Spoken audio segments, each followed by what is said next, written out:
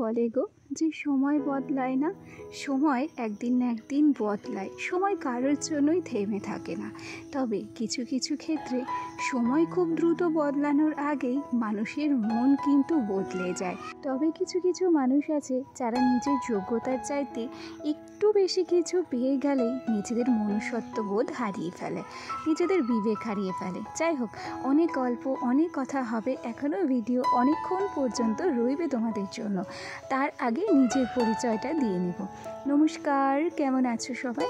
আশা করছি সবাই খুব ভালো আছো, আর আমিও ভালো আছি। আজকে আমার আরও একটি নতুন ব্লগে তোমাদের সবাইকে অনেক অনেক স্বাগত জানিয়ে ব্লগটি শুরু করছি। আর আশা রাখছি ব্লগটি তোমাদের ভালো লাগবে। ওদিক থেকে চাউমিনটাকে সেদ্ধ করতে বসিয়ে এসেছি, আর তারপর সোজা চলে এসেছি বাগানের দিকটাতে। এদিকে আমাদের একটা কারি পাতা গাছ রয়েছে, সেই কারি পাতা গাছের থেকেই বেশ কিছু পাতা তুলে নিয়ে এখন যাচ্ছি যে বাড়ির দিকে। আসলে গতকালকে বিকেল থেকে আমার বর বলছিল চাউমিন খাবে, তবে কি বলতো, বিকেলে না সময় হয়ে ওঠে না। সারাদিনই তো কাজের চাপ থাকে, বিকেলবেলাতে একটু রেস্ট নিতে ইচ্ছে করে। আর তারপরে ওই চটজলদি ছট করে উঠে বরের জন্য চাউমিন বানানো আর সম্ভব হয়ে ওঠেনি। সেই জন্যই ভাবলাম যে আজকে সকালবেলাতেই তাকে একটু চাউমিন করে দেব। তবে চাউমিনটা করেছি নিরামিষ, জানো তো, না পেঁয়াজ দিয়েছি না দিয়েছি ডিম, তবে খুব সুন্দর হয়েছে। সামান্য একটু চাউমিন মশলা দিয়েছি, একটু টমেটো সস, আর তার সাথে দিয়েছি কারি পাতা, আর শেষ পাতে এই যে একটুখানি শসা কুচানো, আর তার সাথে আরও একটু টমেটো সস মিশিয়ে চাউমিনটাকে রেডি করে নিয়ে এই যে সোজা চলে এসেছি টেবিলটা পাতা রয়েছে সেখানটাতে।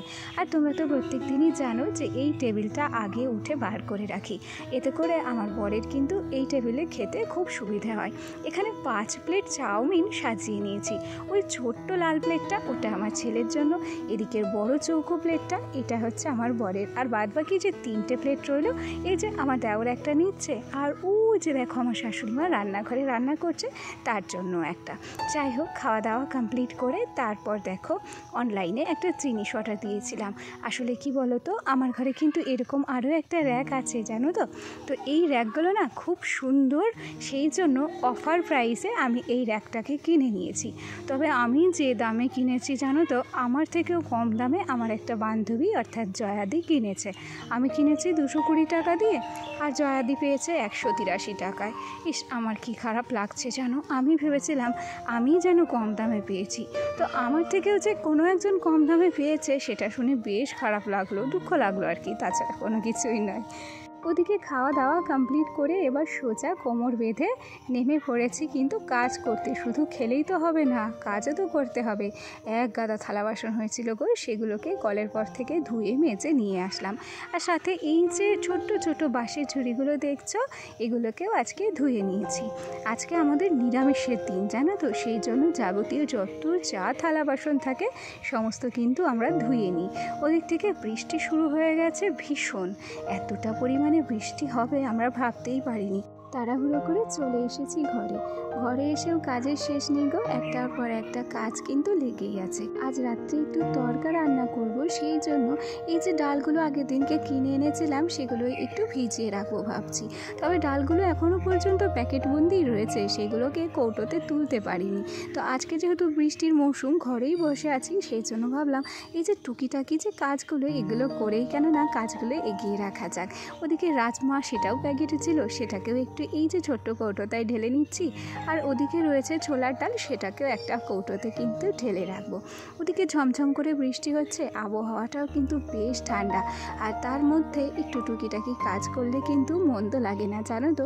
আর আমি কোনো সময়ে কিন্তু বসে থাকি না, যতটা সময় পাই নিজের হাতের কাজগুলো এগিয়ে রাখার চেষ্টা করি। সব সময় এটুকুই আমি ভেবে নিজের মনকে সান্ত্বনা দিই যে আমার কাজগুলো সব সময় আমাকেই করতে হবে। আমার হাজারো কষ্ট হলেও কিন্তু আমার এই কাজগুলো অন্য কেউ করে দেবে না। সেই জন্য যতটুকু যা সময় পাবো সেই সময়টুকুকে কাজে লাগিয়েই কিন্তু কাজগুলো এগিয়ে রাখার চেষ্টা করব। শুধু আমি নই গো, আমাদের মতো যারা মধ্যবিত্ত ঘরই বলো আর উচ্চবিত্ত ঘর, যে সমস্ত গৃহবধূদের সারাদিন এই টুকিটাকি কাজকর্মগুলো করতে হয়, যাদের হেল্পিং হ্যান্ড নেই, তাদের কিন্তু এইভাবে হবে, কষ্ট হলেও সমস্তটাই মুখ বুঝেই করতে হবে। সত্যি একটা কথা কি জানো তো, যেটা তোমাকে মেনে নিতেই হবে, একাকিত্ব কখনো মানুষকে ঠকায় না। একা থাকতে শিখতে হয়। একা থাকা প্রত্যেকটা মুহূর্ত জানো তো আমাদের সাহসী করে তোলে, আমাদের স্বাবলম্বী করে তোলে। কারোর উপরে কিন্তু আমাদের আত্মনির্ভরশীল হতে হবে না। আমরা যদি একাকিত্বটাকে আপন করে নিতে পারি তাহলে সর্বক্ষেত্রেই কিন্তু আমরা এগিয়ে যেতে পারবো জানো। আর তার উপরে মূল্যবান কথাটা কি জানো তো, আমরা যদি একা থাকতে শিখে যাই, একাকিত্বটাকে ভালোবাসতে শিখে যাই, তাহলে কারোর সাধ্য নেই যে আমাদেরকে খারাপ রাখবে কিংবা আমাদেরকে খারাপ করবে। কিছু সময় একাকিত্ব কিন্তু আমাদের খুব স্বস্তি দেয়। যেমন তপ্ত দুপুরবেলা, তপ্ত গরমে এই এক পশলা বৃষ্টি যতটা স্বস্তি দিয়েছে ঠিক ততটাই।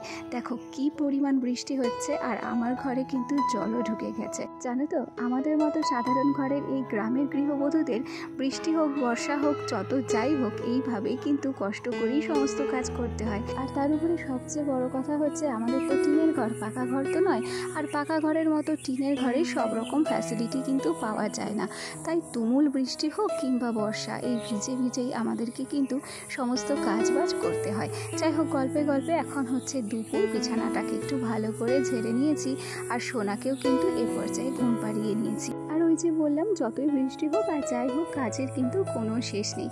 আমার ইন্ডাকশন রাখা থাকে যে টেবিলটায়, সেই টেবিলটায় অনেকটা ময়লা হয়েছিল। ওদিক থেকে ইন্ডাকশনটাকেও পরিষ্কার করে নিয়েছি, আর টেবিলের যে কভারটা ছিল সেটাকেও আমি পরিষ্কার করে নিয়েছি। আর এই যে একটা ছোট্ট র্যাক দেখছো, এই র্যাকটা আর আরও একটা র্যাক নিয়েছি, ওই র্যাকটা দুটোকেই কিন্তু আজকে একটু সুন্দর করে গুছিয়ে রাখবো ভাবছি। আর খুব বেশি জিনিস দিয়ে এগুলোকে হিজিবিজি করে গোছাবো না, একটু হালকাভাবেই গুছিয়ে নেব। আর দেখো, গল্প করতে করতে এই যে আরও একটা র্যাক, এটাকেও কিন্তু সুন্দর করে গুছিয়ে নিয়েছি। চলো তো, আপন মনে নিজের কথা বকবক করতে করতে তোমাদেরকে আসল কথাটাই বলতে ভুলে গেছি। আমার যে সমস্ত বন্ধুরা প্রথম থেকেই আমার সাথে আছো, পাশে আছো, তোমাদেরকে অসংখ্য ধন্যবাদ জানাচ্ছি।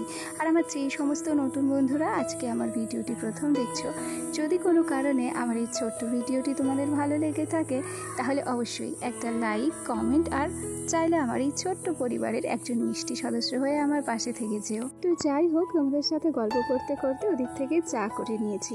আজকে বৃষ্টির দিন একটু দুধ চা খেতে মন চাইলেও বলবো না, আমি দুধ চা খেতে বরাবরই ভালোবাসি।